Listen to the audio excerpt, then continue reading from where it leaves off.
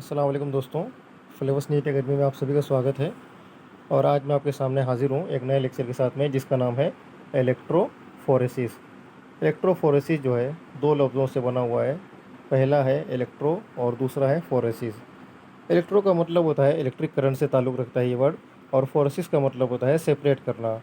तो ये जो टॉपिक है ये है क्या आखिरकार? तो ये टॉपिक आप देखोगे मॉलिक्यूलर बेसिस ऑफ इनहेरिटेंस में है।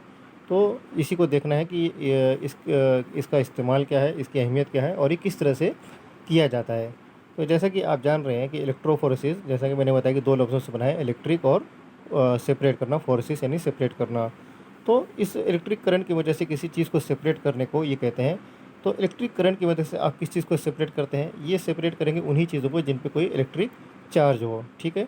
न्यूट्रल चीज़ों को आप सेपरेट नहीं कर सकते हैं इलेक्ट्रिक करंट की मदद से, क्योंकि उन पे कोई चार्ज ही नहीं है, तो वो सेपरेट नहीं होंगे, उनकी मूवमेंट नहीं होगी। तो किन चीज़ों पे चार्ज होता है? बायोलॉजी में आप देखोगे कि डीएनए, आरएनए, प्रोटीन वगैरह जो है इन पे चार्ज होता है। और ख़ास तौर से इन्हीं चीज़ों को सेपरेट करने के लिए, इनके अज्जा को एक दूसरे से अलग करने के लिए इलेक्ट्रोफोरेसिस का इस्तेमाल करते हैं।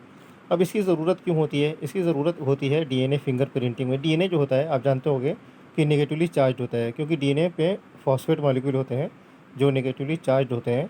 तो डीएनए एक नेगेटिवली चार्ज्ड मॉलिक्यूल है। इसके अज्जा को सेपरेट करने के लिए इलेक्ट्रोफोरेसिस का इस्तेमाल करते हैं। अब डीएनए को सेपरेट करने की ज़रूरत क्यों होती है? डीएनए की सेपरेट करने की ज़रूरत होती है डीएनए फिंगरप्रिंटिंग के लिए। डीएनए फिंगरप्रिंटिंग क्या है? जैसा कि हमारी जो फिंगरप्रिंटिंग होती है, आप जानते हो कि दुनिया के सब लोगों की फिंगरप्रिंट अलग अलग होते हैं। तो कोई क्राइम सीन होता है, कहीं मर्डर हुआ है या कोई चोरी हुई है, तो उस तो क्या किया जाता है कि वहाँ से फिंगरप्रिंट हासिल किए जाते हैं। उन फिंगरप्रिंट को हासिल करने के बाद हम क्या करते हैं कि जो सस्पेक्ट होते हैं, जिन पे शक होता है, जैसे 4 लोगों पे शक है कि इसने मर्डर किया होगा, तो उन चारों के फिंगरप्रिंट भी लिए जाते हैं। और जो मौका वारदात में जो फिंगरप्रिंट मिलता है उससे उसको मैच करते हैं। तो जिसका भी फिंगरप्रिंट उससे मैच होता है वो मुजरिम होता है, ठीक है। तो वही काम डीएनए में भी होता है कि जैसा कि आप जानते हैं कि हर इंसान का डीएनए एक दूसरे से अलग होता है। तो डीएनए मैचिंग यानी डीएनए फिंगरप्रिंट का जो काम होता है डीएनए मैच करने का, कि अगर जैसे किसी जगह से आपको खून मिला, अब खून में से आपने डीएनए अलग कर लिया, अब उस डीएनए को मैच करना है 4-5 जो सस्पेक्ट होंगे उनके डीएनए से मैच करना है, जिसका डीएनए मैच हो जाए वो मुजरिम होगा। तो इस वक्त हमारे को ज़रूरत होती है डीएनए फिंगरप्रिंटिंग की, यानी किसके डीएनए से किसका डी वो जो मौका वारदात पे डीएनए है उसका किसका मैच हो रहा है। तो ये फिंगरप्रिंटिंग हम किस तरह से करते हैं?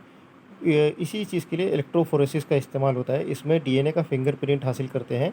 किस तरह से, उसके लिए आइए देखते हैं। तो सबसे पहले इसमें जो होता है,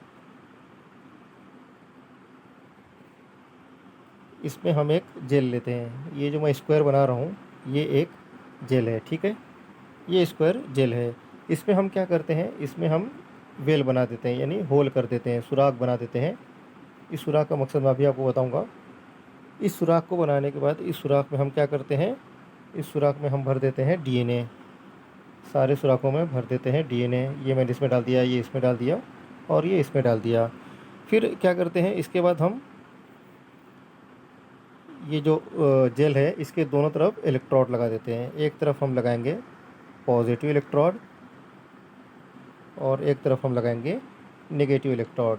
तो नेगेटिव इलेक्ट्रोड किस तरफ लगाएंगे? जिस तरफ डीएनए है उस तरफ नेगेटिव इलेक्ट्रोड लगाएंगे। क्यों? क्योंकि डीएनए नेगेटिवली चार्ज होता है, और जब आप इसमें से इलेक्ट्रिकल करंट पास करेंगे तो डीएनए नेचुरली किस तरफ जाएगा? डीएनए मूव करेगा पॉजिटिव की तरफ, क्योंकि अपोजिट की तरफ चीज़ें जाती हैं। तो डीएनए यहाँ से मूव करके पॉजिटिव की तरफ जाएगा। अब लेकिन इसको सिर्फ करंट दौड़ा देने से क्या कुछ फ़ायदा नहीं होगा, क्योंकि डीएनए को हमने तोड़ा नहीं है। पहले डीएनए को तोड़ना पड़ेगा। डीएनए को तोड़ेंगे तभी वो अलग अलग टुकड़ों में जाएगा, और फिर हम टुकड़ों को मैच करेंगे कि किसके टुकड़े ज़्यादा मैच हो रहे हैं। तो पहले डीएनए को तोड़ना पड़ेगा। डीएनए को तोड़ने के लिए एक एंजाइम होता है जिसको रिस्ट्रिक्शन एंजाइम कहते हैं। ये एंजाइम इस डीएनए के साथ में मिक्स कर देते हैं। तो जैसा कि ये अगर आप 3 रस्सी लेंगे और सब में अलग अलग जगह गांठ मार देंगे, और कोई ऐसी चीज़ डाल देंगे कि हर गांठ की जगह से वो रस्सी टूट जाए, तो जब वो रस्सी टूट जाएगी, उसके टुकड़े हो जाएंगे, तो 2 रस्सी ऐसी होगी, जैसे कि मैं इसको आपको फिगर से ही बता देता हूँ, ज़्यादा सर समझ में आएगा। हमने यहाँ पे 3 रस्सी ली, ठीक है, और तीनों में अलग अलग जगह गांठ कर दी। एक ये, एक ये, एक ये, और एक इसमें यहाँ पे, एक इसमें यहाँ पे। और फिर इसमें यहाँ पे और यहाँ पे। तो अगर इसमें आपको एक चीज़ डाल दोगे जो हर गांठ पे से टूट जाए ये रस्सी, तो आपको कौन सी दो रस्सी मैच करेगी बाद में? एक ये वाली रस्सी और एक ये आखिर वाली रस्सी, ये दोनों मैच करेगी, क्योंकि इसमें तो देखेंगे आपकी गांठ जो है एक लेवल पे है, एक जगह पे है, और ये बीच वाली रस्सी में थोड़ी सी गांठ ऊपर नीचे है और दो ही जगह गांठ है। तो आप क्या कहोगे कि जो एक जैसी थी वो पहले और तीसरे नंबर की जो रस्सी थी वो एक जैसी थी। तो यही चीज़ डीएनए में भी होता है कि डीएनए चूँकि सबका अलग अलग होता है, लेकिन जो अगर रिलेटेड इंसान होते हैं, एक रिलेटिव होते हैं, एक जो पेरेंट्स से उनके औलाद होती है, उनके डीएनए मैच करते हैं, तो वो एक जगह से टूटेंगे। तो बस ये एंजाइम वही करता है कि एक फिक्स जगहों से तोड़ता है, और जिसके डीएनए मैच होते हैं उनको वो नज़दीक से टूटेगा तो वो मैचिंग हो जाएगी। तो जब हम डीएनए को तोड़ दिए हैं, अब क्या करेंगे, इसमें से इलेक्ट्रिक करंट दौड़ा देंगे। इलेक्ट्रिक करंट दौड़ाने से क्या होगा कि जैसे पहले हम देखते हैं कि सबसे नीचे वाला जो है, इलेक्ट्रिक करंट दौड़ाने से ये डीएनए जो है यहाँ पे आपका इस पॉजिटिव एंड की तरफ जाना चलेगा। लेकिन जब ये इस तरफ आगे बढ़ता है तो क्या होता है कि जो छोटे पार्टिकल होते हैं ना, जो छोटे हिस्से हुए हैं, जैसे रस्सी के जब हमने टुकड़े किए थे तो कुछ छोटे हिस्से होंगे, कुछ बड़े हिस्से होंगे। तो जो छोटे हिस्से होते हैं वो ज़्यादा जल्दी आगे तक जाते हैं, ठीक है, और जो बड़े हिस्से होते हैं वो थोड़ा पीछे रह जाते हैं। जितना बड़ा हिस्सा रहेगा वो उतना पीछे रह जाएगा, ठीक है। क्योंकि वो जैसे कि आप ट्रैफिक में देखते होंगे कि छोटी गाड़ियाँ जल्दी आसानी से निकल जाती हैं आगे, और बड़ी गाड़ियाँ देर में आगे निकलती हैं। तो बिल्कुल वही फंडा है कि जो छोटे टुकड़े होते हैं वो आगे निकल जाते हैं। तो ये जो नीचे वाला डीएनए आप देख रहे हो, इसमें छोटे टुकड़े आगे पहुंच गए और बड़े टुकड़े पीछे रह गए। इसी तरह से इसके ऊपर वाले में भी होगा। इसके ऊपर वाले में क्या हुआ, इसके दो ही टुकड़े हुए, एक यहाँ पहुंचा और एक आखिर में ये पहुंचा। उसके ऊपर वाले में क्या होगा, एक टुकड़ा यहाँ पहुंचा, उसके आगे वाला टुकड़ा यहाँ पहुंचा, उसके आगे वाला टुकड़ा यहाँ पहुंचा। अब आप देखोगे इसमें कि इसको अलग कलर से कर लेते हैं ताकि आसानी से समझ में आए, ठीक है। अब इसको आप मैच करोगे तो आपका कहाँ पे मैच हो रहा है, ये देखिए, ये जो फर्स्ट और थर्ड है, जो टॉप मोस्ट और लोअर मोस्ट है, ये ज़्यादा मैच हो रहा है ठीक है। ये मैच नहीं हो रहा है, ये मैच नहीं हो रहा है, ये दोनों आपके मैच नहीं हो रहे हैं। लेकिन पहली और तीसरी लाइन में ये तीन और ये नीचे के तीन ये मैच हो रहे हैं, बीच वाला ज़्यादा मैच नहीं हो रहा है। तो आप क्या कहोगे कि ये जो मैचिंग हो रही है फर्स्ट और थर्ड की हो रही है, तो ये एक ही शख्स का डीएनए हो सकता है। या अगर इसकी ज़रूरत उसमें भी पड़ती है जब पैटर्निटी टेस्ट होता है, जब किसी लड़के के या किसी बच्चे के पेरेंट नहीं, उसके फादर का पता करना होता है, तो उनकी डीएनए मैचिंग की जाती है, इसी टेक्निक से वो मैचिंग की जाती है। तो उनके दोनों डीएनए इस तरह से ऑलमोस्ट सिमिलर मिलेंगे।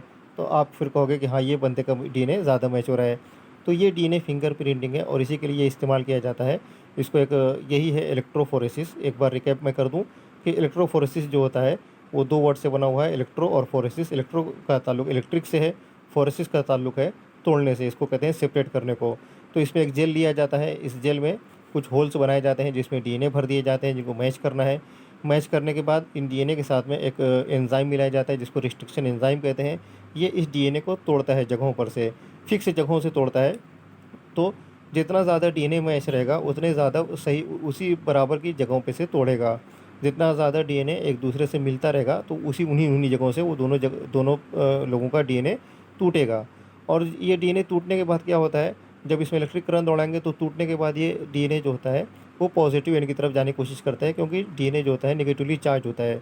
अब जब पॉजिटिव एंड की तरफ जाने की कोशिश करता है तो जो छोटे टुकड़े होते हैं वो जल्दी आगे पहुंच जाते हैं और बड़े टुकड़े पीछे रह जाते हैं।